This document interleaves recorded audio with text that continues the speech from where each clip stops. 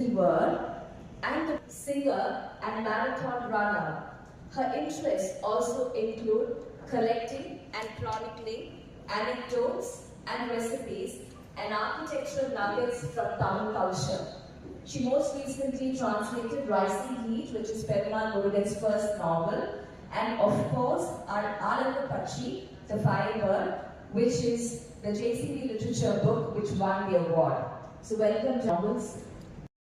How do you preserve the sense of the land in you? Very nice question. First of all, thank you to everybody and for Aura to have invited me here to be part of this big panel. So, as you said, I don't live in India for much of the time. I'm actually traveling, or I live in LA, that's where I'm based out of. But then whatever time I get, I do travel. But you know how they say when you take somebody out of a place, that's when you realize that if there is a connection or not.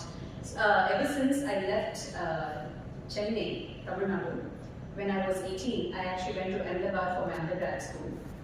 And until then, I took everything about Tamil Nadu and Tamil and Chennai for granted. I went to a convent school, and where Tamil was not encouraged to be spoken in school, so my exposure to the language itself was limited to home and friends. And even when you're speaking with friends, you kind of default to English. So when I left and I went to Ahmedabad, and I could not speak Tamil as much as I internalized it.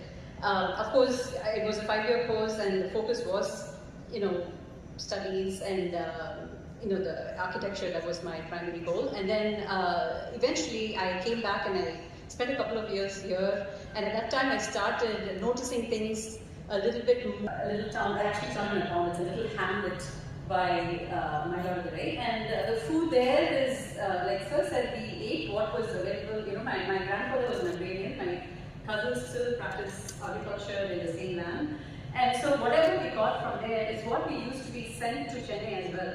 So the plantains and even sugarcane, all those things came from the land, and I never ever paid attention to it until I was actually removed physically from my little world. And so when I came back, I started paying attention to this. Of course, I went for my master's to the US, and I have been there for now 20 years.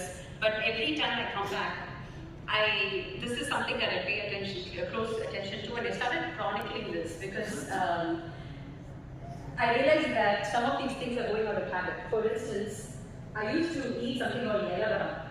My oldest aunt used to make this. You had this funny contraction. You have these leaf-looking plates that look like leaves, and they spread this little very runny sort of rice mixture, and then you steam it.